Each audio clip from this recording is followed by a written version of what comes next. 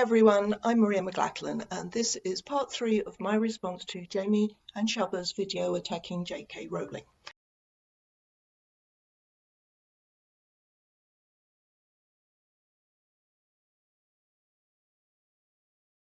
I want to emphasise that there is nothing in that video that I think has any merit whatsoever as an argument or rebuttal to anything J.K. Rowling says.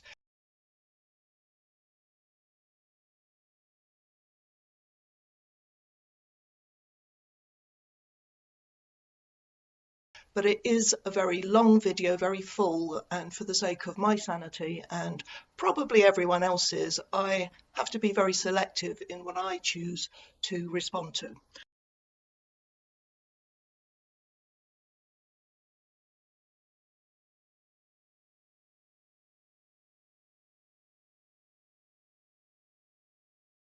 Now, in her essay, J.K. gives 5 reasons why she is worried about what she calls the new transactivism.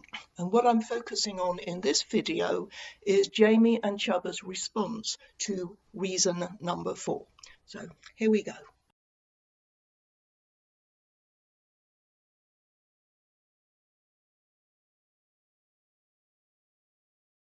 The fourth reason she uses for being concerned is the huge explosion in young women who wish to transition. This is also false, and to be honest, quite misleading.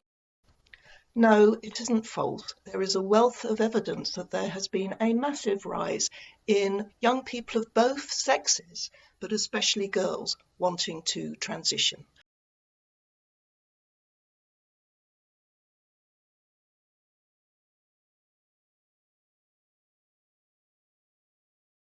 The website of GIDS, the Gender Identity Development Service, which sees people under the age of 18 in England and Wales, links to this paper, which tells us that there has been a large increase in the number of children and adolescents wishing to develop a body that is congruent with their gender feelings. The total number of children and young people referred to the GIDS has risen exponentially since 2011.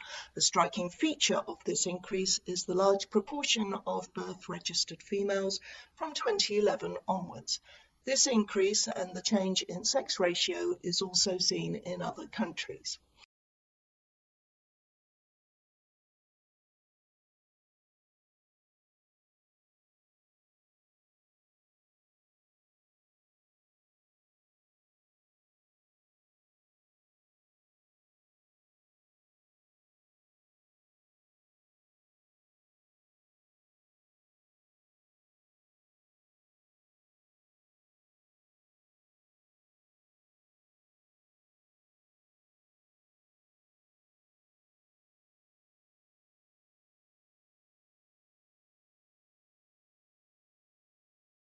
Talking of other countries, I strongly recommend the Trans Train documentaries from Sweden, which if you haven't seen them, I will link to them below.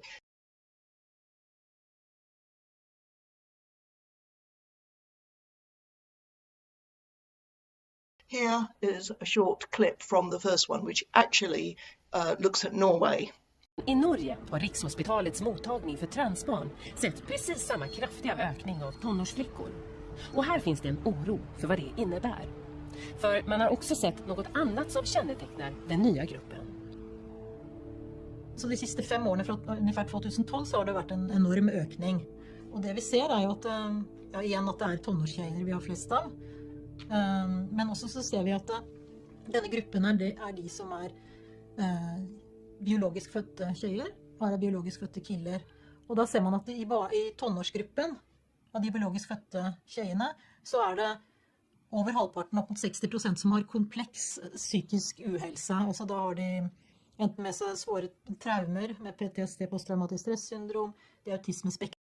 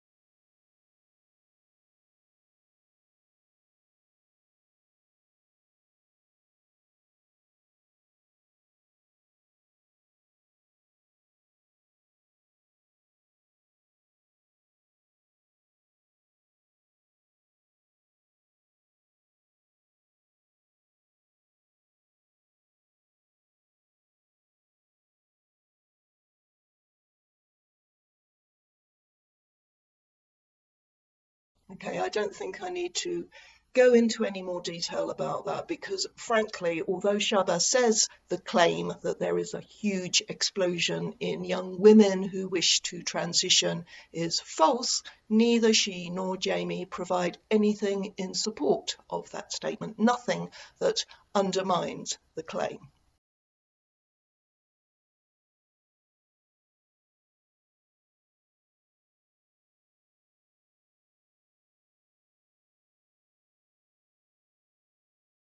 And it's very curious that they should say it's false and misleading.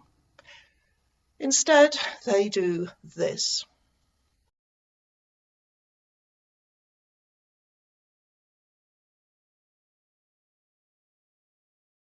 Wishing to transition makes it sound like a voluntary desire. I wish I had equal boobs. I wish I was 5 inches taller. There is no such thing as a voluntary desire. You either desire something or you don't. You don't choose whether or not to desire something.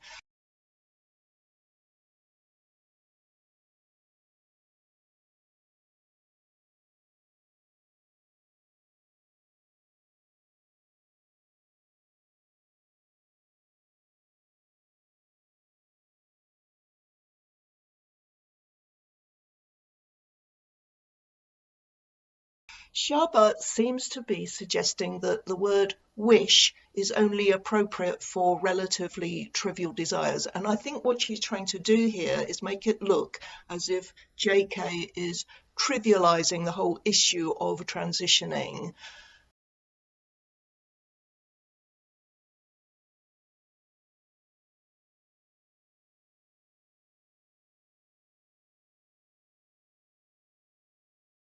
And Jamie labours this moot point even further.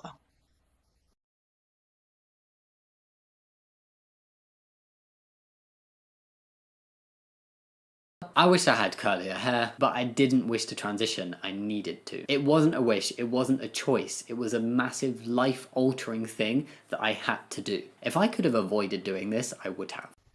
So we're told that Jamie needed to transition, had to do this massive life-altering thing.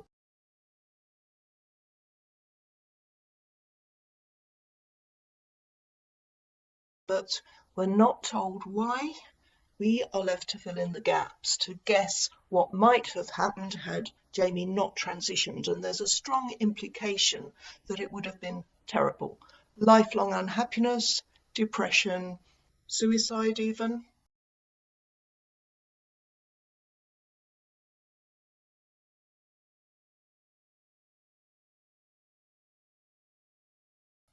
But it's still a wish. Wishing is a neutral term that says nothing of the reasons why you might wish for something, nothing about what is driving that wish, whether it's something somewhat frivolous like having curly hair or something that feels as if one's life depends on it.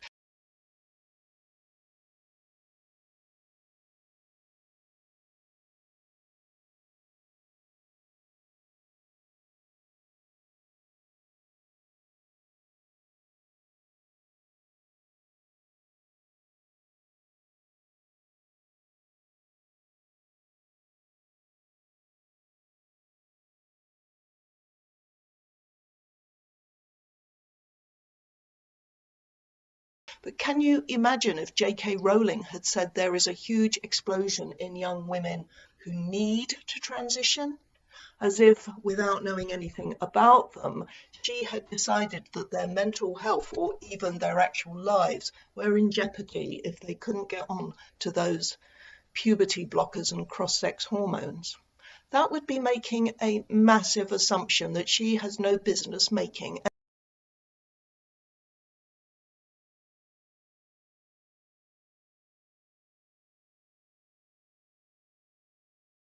And which would make her look pretty stupid given that an increasing number of these young women do live to regret their decision.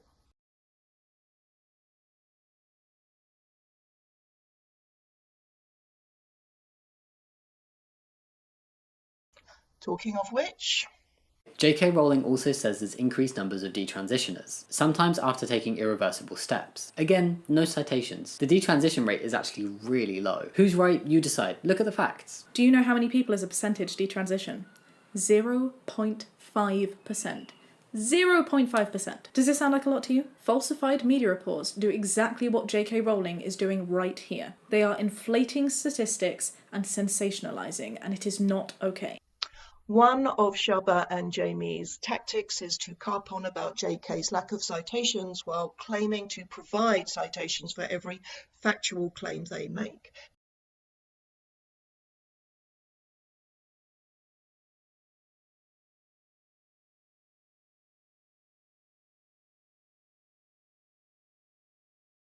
Did you see the citation that flashed on the screen as Shaba claimed that the detransition rate was 0.5%?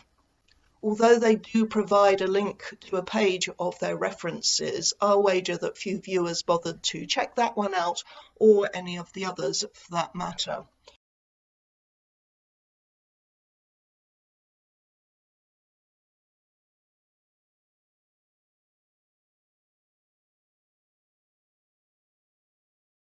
Well, I did, and I conclude that using it to assert that the rate of detransition is only 0.5% is disingenuous, to put it very charitably, and it is not okay.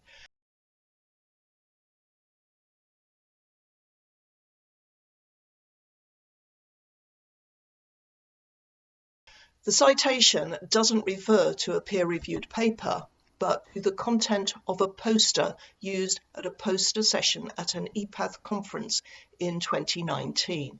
EPATH is the European Professional Association for Transgender Health.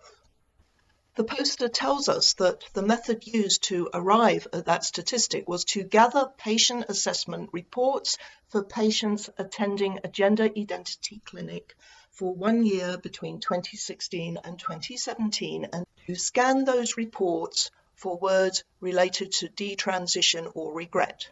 In other words, the criterion was that the patient had to say something about detransition or regret at an appointment within a 1 year time frame, and for this to be recorded in their assessment.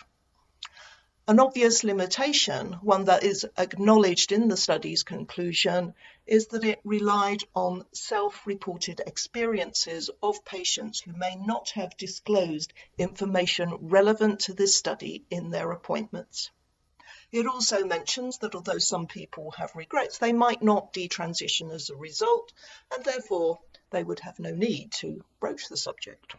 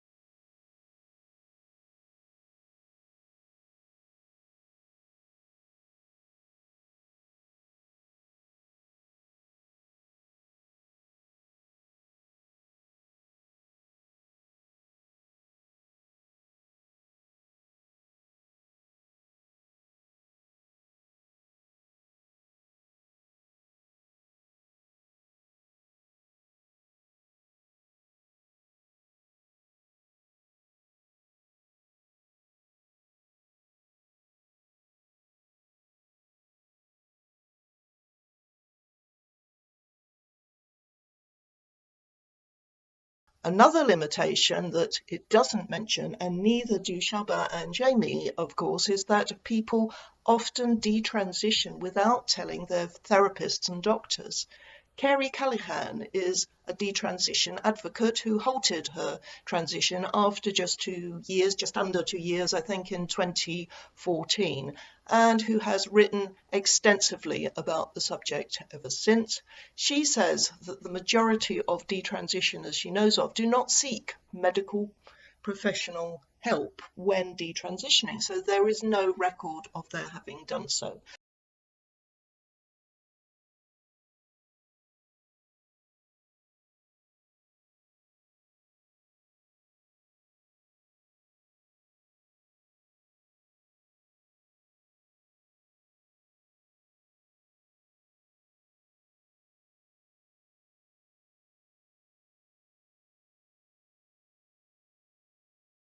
They get advice from each other, and this is borne out by their internet communities on Tumblr and Reddit and places like that.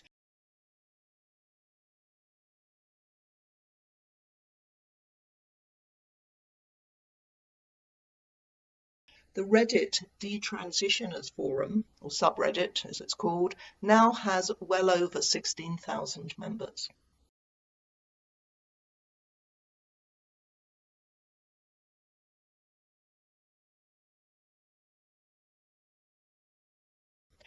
There are a few articles on PubMed that are about detransition. This one says detransition is a growing phenomenon that implies clinical, psychological, and social issues. Inadequate evaluation and use of medicalization as the only means to improve gender dysphoria may lead to later detransition in some teenagers. You don't say.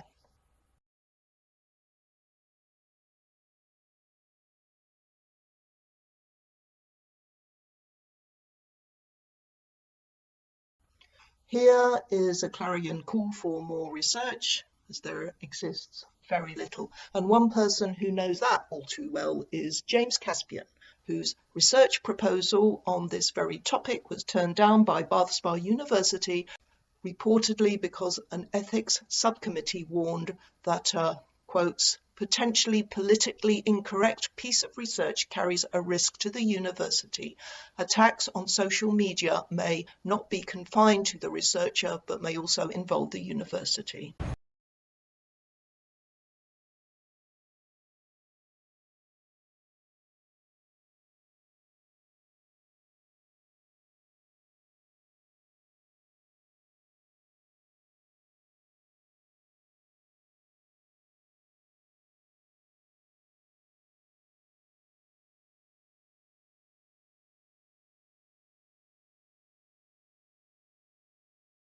The university said, oh, no, you can't do the research because the university might be criticised and that would be unacceptable, and they said it is better not to offend people.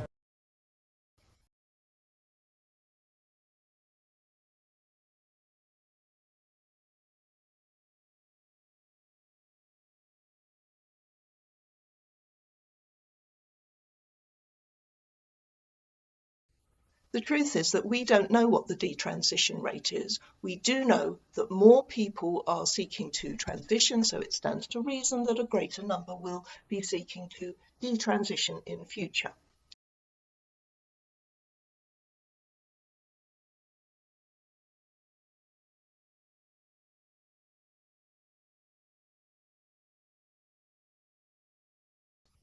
By the way, on my website at peaktrans.org, there is a page full of links to articles and personal stories about detransition and regret. And funnily enough, it is by far the most viewed page on my website. Nearly everyone arrives there from searching detransition on Google or other search engines.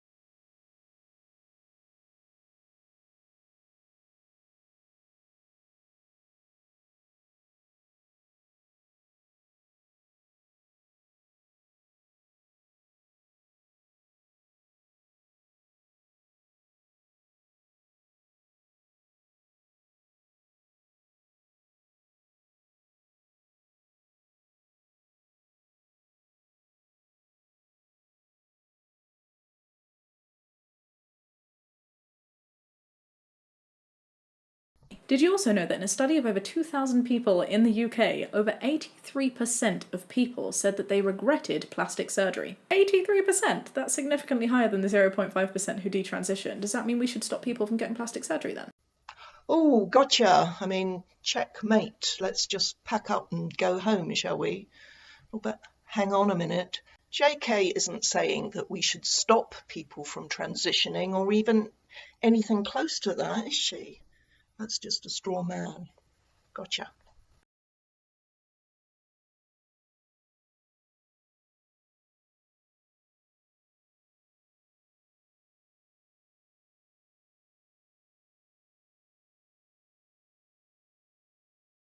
She finishes here by saying that some decide to transition after realising that they're same-sex attracted and that their transition was driven by homophobia. There are plenty of accounts from young lesbians who eventually realised this was largely what drove their wish to transition.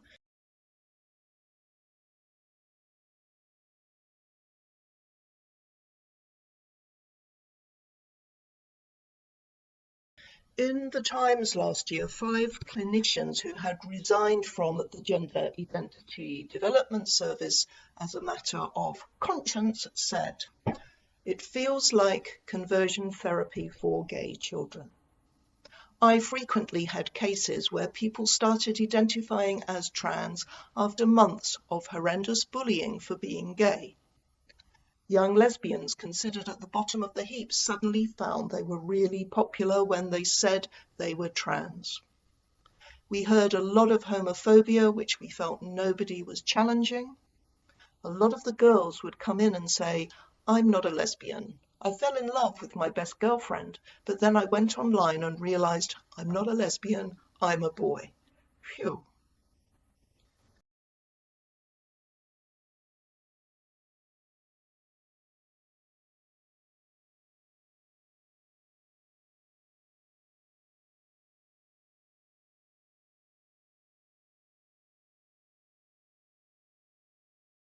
Several clinicians suspected that some of the transgender adolescents were reacting to homophobia at home. For some families, it was easier to say, "This is a medical problem, here's my child, please fix them," than dealing with a young gay kid. At the service's family days, a parent was allegedly heard saying that they did not want their child to have gay friends because they didn't want them mixed up in that hedonistic lifestyle. We had so many families who would talk about not wanting their daughters to be lesbian. Young people repeatedly confided their own disgust that they may be gay.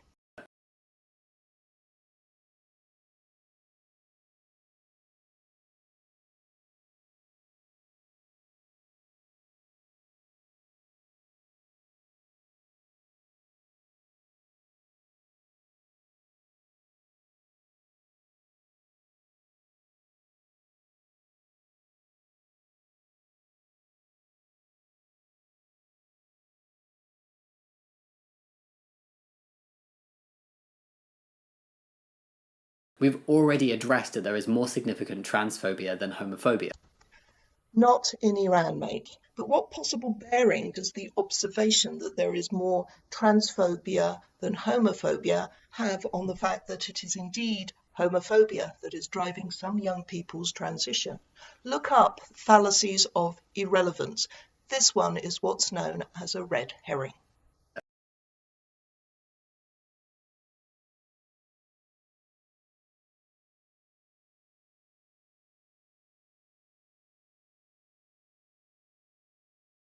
Even within the LGBT plus community, there's an entire alliance created against trans people for LGBT cis people.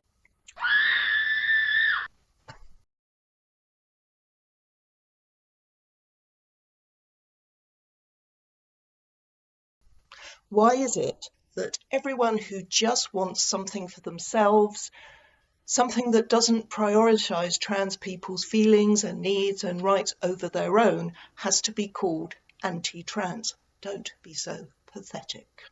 Again, on my website, I happen to have a page about gay and lesbian erasure, which links to many articles by or about gay people who are fed up to the back teeth of this. It is for them that the LGB Alliance was created by gay people, and in spite of a massive amount of time and energy by certain trans activists and trans allies in defaming them and trying to get them cancelled, they are proving hugely popular and spreading to many other countries.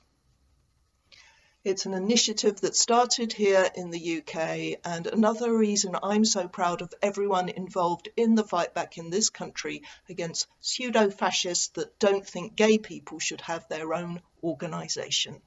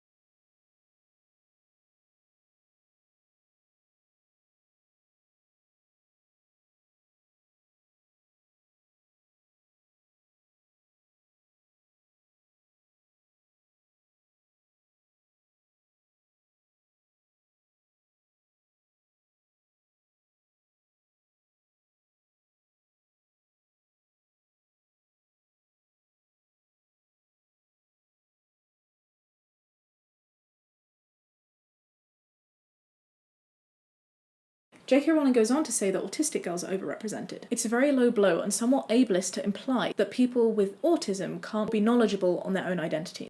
She neither says nor implies that people with autism can't be knowledgeable about their own identities, and it's a low blow to sneak in a suggestion that she's ableist for reporting what she has read and understood as a fact. This is gaslighting taken to a whole new level.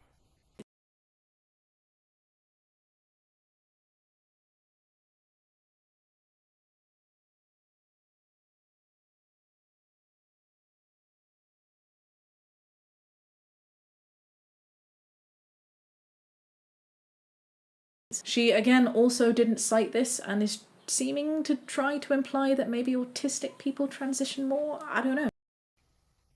What do you mean you don't know? She's not seeming to try to imply it. She's telling us quite clearly what she understands to be a fact because it is widely reported as one.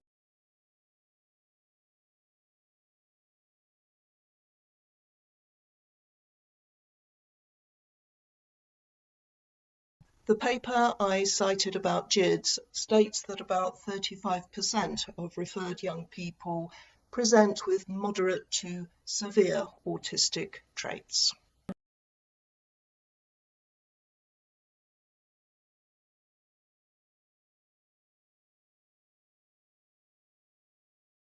We actually found a paper that looked at this. Yes, and the very first thing that paper said is autistic traits are overrepresented in transgender populations and gender variance is high in autistic individuals. Furthermore, some evidence suggests that the autism/transgender overlap is limited to individuals sex-assigned female. By the way, remember that clip from the Swedish documentary I showed earlier?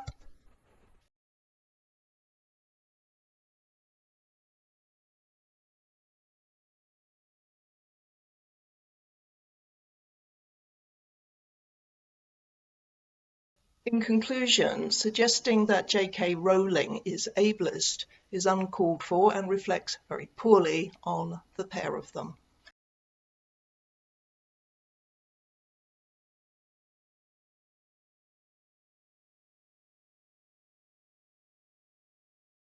But then the whole video does that.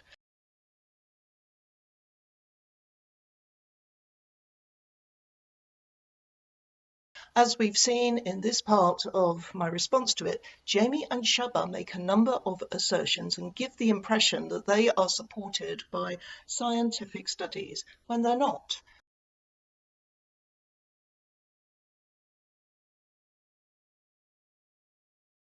While having a few gratuitous and unpleasant digs at J.K. Rowling's integrity.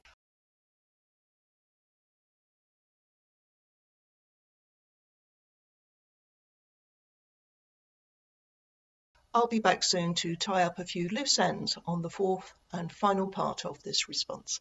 Thanks for watching. Bye.